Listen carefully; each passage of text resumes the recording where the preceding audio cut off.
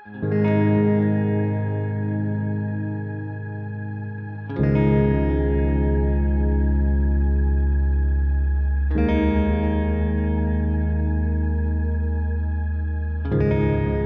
think Baja is such a unique destination overall because of the people that lives here and the way that we behave and the palette of flavors that we've been eating in Ensenada or in Tijuana or Mexicali. It's very different, but the skeleton of our structure of food is the local ingredient. Here in the restaurant, I tried to make it as deep as I could. So I really put a lot of attention of the process of how we grow vegetables and all the animals and seafood that we serve. I always want them to be either wild if they're from the ocean or to use like beef or cattle that was grass-fed in the Valle from grasses from this land, because the pH of the ground here has the flavor of this region. So it doesn't make sense to me using the sense of local food if you grow things on a greenhouse or you're feeding them with food that is not from here. It doesn't taste like here, you know, because from this land is where all the flavor comes from. What really made me want to stay is the flavor of the garden that they already had. So we planted all the vegetables, so we have a living inventory, so if people don't come, it won't get spoiled. As a cook, you can manipulate or create dishes in many different approaches, in many different ways. One could be culture, you know, if I had beans and I blend them, because I'm Mexican, I would do fried beans, you know. But other is like really putting attention to how the ingredient behaves. This is just two kinds of beetroots. I think this is called candy and this is just white. They're roasted in the oven with just a little olive oil and sea salt. The olive oil that we use comes from those trees over there. So we press it. And a little bit more. And this is a little rice vinegar. So I just like to roast it like that. So the skin becomes a little crispy. Blistered. And not on the open fire. Not just in the regular oven. Just in the oven. And when we do it, this one we did a little in the fire because we had the oven off. But when we do just in the oven, this part right here gets very crunchy. So you get like 3 textures in one bit. That's what I like more. So this one is garlic that we grilled.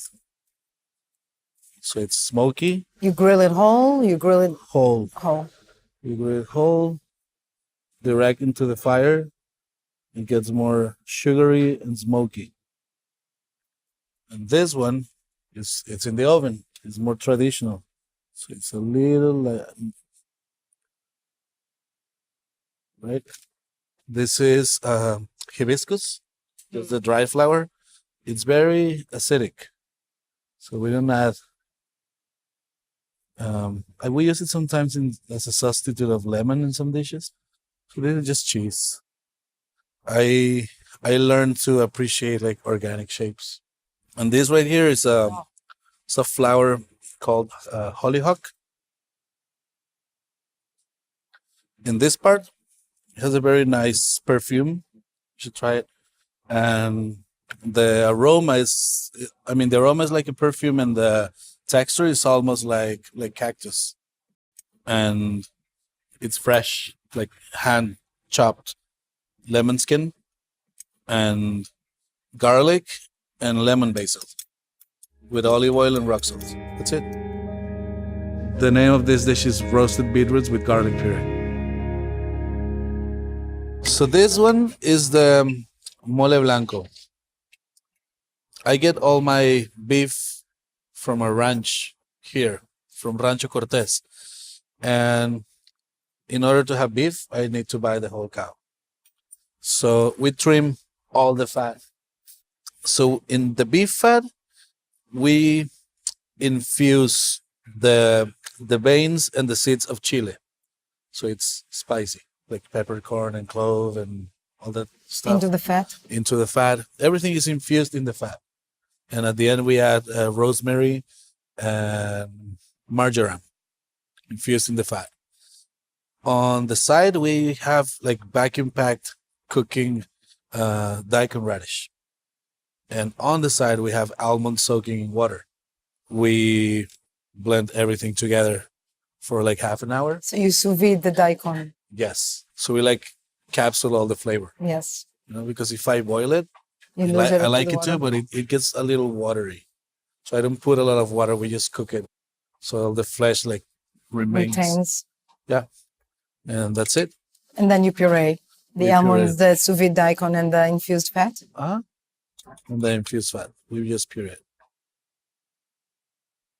So this is abalone. We just poached it in water with the shell on for 5 minutes, clean it, and then pan sear it.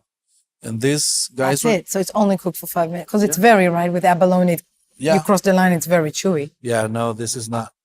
And this thing right here is just are the roots of the fennel valve when they're young, and we just roast them as we just treat them like if they were carrots. We just roast them with olive oil and salt, and that's it. So this is abalone with mole blanco. What I like is like flavor of like this region, you know, like very arid soil, not too much water. I like the plants to be a little stressed, so they gather more energy from the soil, and that conducts straight into flavor. I look for that with the farmers that I work with. It's human relationships at the end.